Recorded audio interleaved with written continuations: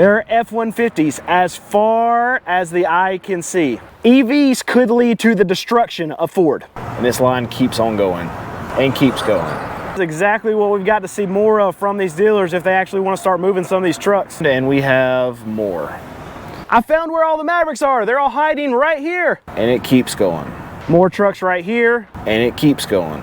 More trucks right here. But the biggest problem for Ford right now is their union contract that is expiring in September. And guess what? It keeps going. I'm in the middle of a massive field right here of fleet vehicles. More F-150s. And I actually saw a Maverick, a few Mavericks sitting over there. So let's go check them out. F-150s, F-150s. All right, let's climb up here. Ugh. All right, so I wanted to get up here to show you all the way around me. You can actually see I'm in the middle of a massive field right here of fleet vehicles. So Ford just released their earnings, and just like GM, it was a beat. And just like GM, they raised guidance. And also just like GM, their stocks sold off. Why did that happen? Because investors see that there's trouble ahead for Ford. All right, and here's why you can't get a Maverick. They're all sitting right here. There's 25 of them waiting to be filled for their fleet orders or whatever, but I want to see the prices of them. Here we go, check this white one.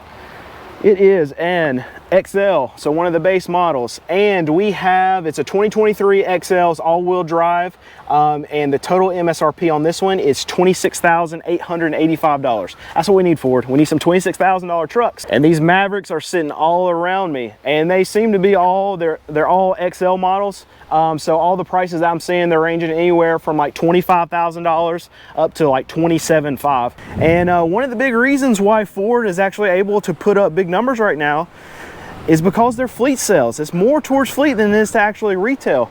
Their retail business is not doing that hot, but their numbers are bolstered right now because of fleet sales. And they actually have numbers, the stickers on these trucks. It's an XL, it's not a full four-door. Total MSRP, and these are 23s, they're not 24s yet, $49,930. The problem with fleets though, is that, okay, we went through this 2-year period where you couldn't get any trucks, you couldn't get any of these vehicles that these companies needed because of the shortages. But now they're able to ramp back up and they're able to get these companies these vehicles. And so all of these companies are just rushing to the door to try to get these fleet trucks. But once they get loaded up and these companies get their orders filled of these fleet trucks, it's going to be 2-3 years again before they have to reload with their fleet vehicles. And I actually want to find a four-door. Here's one, a four-door of one of these fleet trucks. This is XLT F-150s four-door. It's a 2023 4x4.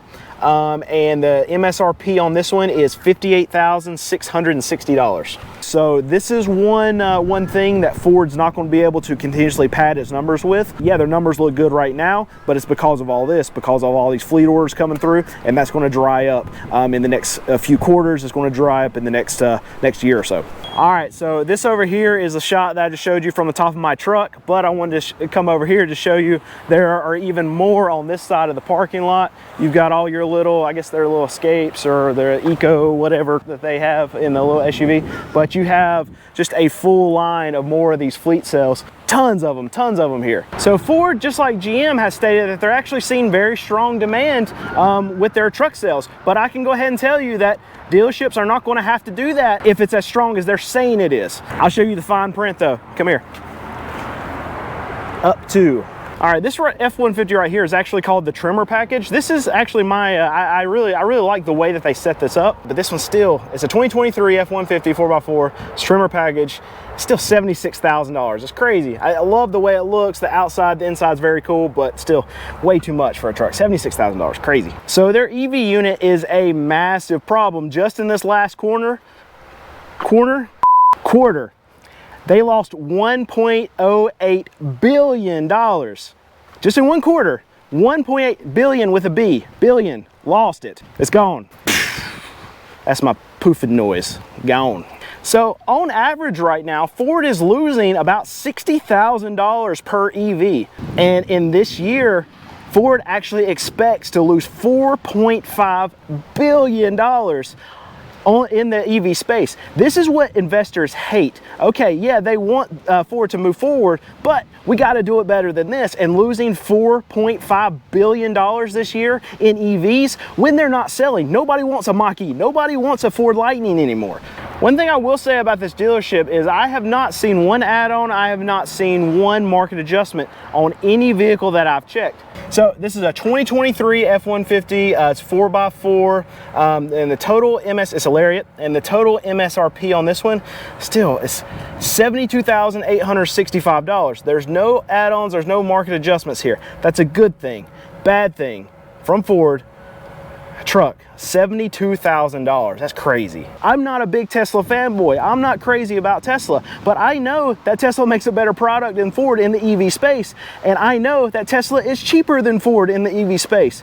Why would anyone who actually wants an EV go to Ford? They're not going to. All right, here's a F-250 Super Duty truck. We will check this to see what they're wanting for this. So it's a 2023 F-250 SRW 4x4 crew cab. Total MSRP on this is $55,465. All right, so Ford's biggest problem though potentially could be that these union contracts are actually expiring in September. And because Ford is putting up good numbers right now, it really doesn't give them very much weight in this battle that they're about to do with these unions, because the unions are going to be able to say, hey, you're putting up good numbers, you have good sales, so you should be able to pay us more. And Ford's going to be like, you know what, we've got a lot of hard times going ahead, we're stacking up with trucks, our F-150's days of supply is going up and up and up, and we're running into some problems and we can't afford to pay you guys more money. But the unions see all these earnings and they're like, yeah, it looks like you're doing great, so you know what, you need to pay us or we're not coming to work. One thing we didn't check on the last Ford video that I did was a Ford Explorer, so let's check it, see what they're getting for these. So this is a 2023 Explorer ST's four-wheel drive, and the MSRP on this one, $61,110, so $61,000. Ooh. And this is one thing that the stock market absolutely hates. This is a massive, massive uncertain thing for them to go into these negotiations, because what everybody thinks is going to happen is strike. They're not going to come to a deal because these OEMs, they know that they're going into some troubled times and they're not going to be able to afford to pay. GM's talking about doing lots of cost cuts. Ford's going to have to do the same thing. And if they're trying to cost cut going forward, then they can't increase what they're actually paying a lot of these union workers. All right, so this is actually the first one I've seen of one of these. This is just a base level two-door F-150. It's an XL. Let's see what they want for it. All right, so this is a 2023 F-150. It's a two-wheel drive, regular cab, no frills, no nothing. And the MSRP on this thing is still $40,000. All right, here's another row of Mavericks that consumers cannot get. That one's got 27,000 MSRP. Oh, there are more over here too. All right, more Mavericks. And this one is 27,000. They're all XLs. And this one is 27,000. So it looks like all of these are the same price, but they've got quite a few of them. They're all 2023s, all-wheel drive, base models, XLs, and MSRP $27,300. All right, I don't do this very often, and you guys have been getting on me about just being all doom and gloom all the time. There's not a lot good to say about the car market, but when I do see good, I will point it out. And while I don't think Ford's prices are good, I will say that at this dealership, I've seen no markups, no add-ons, no over MSRP anything. So I'll give them a shout out. It's Randy Marion in, I think Statesville, North Carolina is where we're at. Yeah, so no sponsor. I mean, they haven't talked to me whatsoever. They don't even know I'm here. But just give them a shout out, because it's a good thing that I'm seeing this whole massive lot trucks. They have trucks freaking everywhere, but not one that I've seen yet has been over MSRP. That's a good thing, and I want to give dealerships credit when they're selling at MSRP, if they're not trying to rip people off. Don't get me wrong, these prices are not good, and hopefully you can even go inside and negotiate a little bit off of what they're trying to sell them for here, off of MSRP. But no add-ons, no markups, no dealer anything here. I like that. That's a good thing.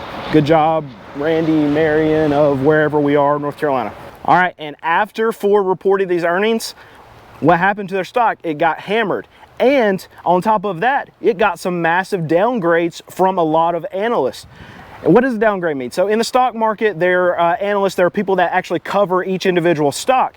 And as they study these stocks, as they study the earnings that come out, their opinions or their price ranges on these stocks will change. So Ford came out with their earnings. Analysts, for the most part, did not like it. So a lot of them actually said, you know what, we think this Ford stock now is too high and it's going to come down. So they actually downgraded a lot of their estimates for where the stock's going to be in the next 6 to 12 months. And that's a big bad sign, because these analysts, they're paid tons and tons and tons of money, and they know these companies that they study in and out. So that's why it's such a big red flag when you see a lot of these analysts that cover companies like Ford, companies like GM, start to come out with downgrades, because they know a lot more than the general public does, and a lot of times they know more about these companies than even the companies know, as far as what they're getting into, what kind of headwinds they're going to have to deal with. And as they downgrade the stock, it's a terrible, terrible sign for the stock and for the company.